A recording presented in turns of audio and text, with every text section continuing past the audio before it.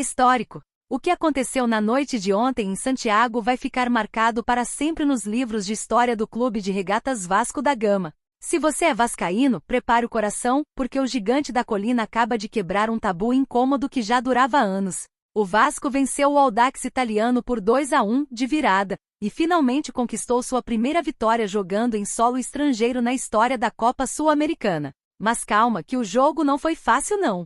Se você quer saber como os garotos da base salvaram o time, quem foi o herói improvável dessa partida e por que essa vitória muda o patamar do Vasco na competição, fica comigo até o final deste vídeo porque os detalhes são impressionantes. Pra gente entender o tamanho desse feito, precisamos olhar para o contexto. O Vasco viajou para o Chile com um time repleto de reservas e jovens promessas.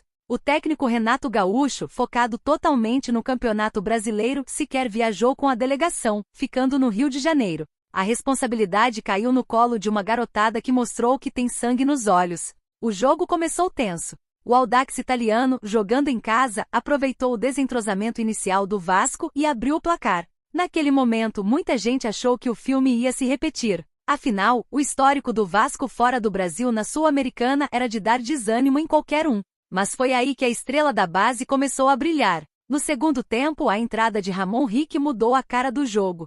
O garoto, que já vinha pedindo passagem, deu outra dinâmica para o meio de campo. E não demorou muito para o empate sair. Matheus França, um jogador que vinha sendo muito cobrado pela torcida, finalmente desencantou. E não foi um gol qualquer. Ele mostrou calma, categoria e uma finalização de veterano para colocar o Vasco de volta na partida. Agora, imagina a pressão. O jogo empatado, o Audax pressionando, e o Vasco precisando da vitória para se manter na liderança do Grupo G. O que aconteceu nos minutos finais foi teste para cardíaco. O Vasco se impôs, mostrou consistência defensiva e em um contra-ataque mortal, conseguiu a virada histórica. Com esse resultado, o Vasco chega aos 7 pontos e assume a liderança isolada do seu grupo. Mas o mais importante não são apenas os 3 pontos.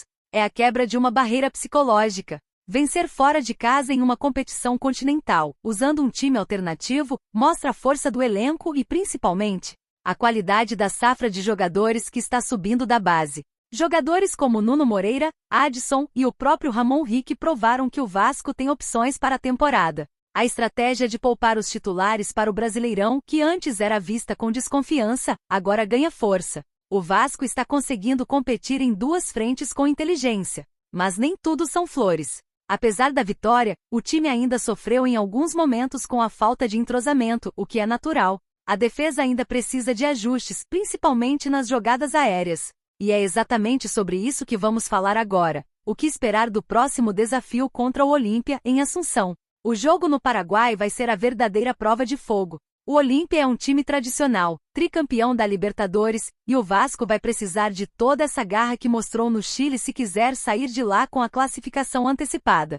A dúvida que fica é, o Renato vai continuar poupando ou vai mandar força máxima agora que a liderança está consolidada? Essa vitória no Chile foi um recado direto para os rivais. O Vasco voltou a ser respeitado no cenário internacional. Não importa se é com o time A, B ou com os meninos do Sub-20, a camisa do Vasco pesa, e ontem ela pesou demais em Santiago. Foi uma noite para o torcedor se orgulhar. Ver o Matheus França comemorando aquele gol, ver a união dos jogadores no apito final.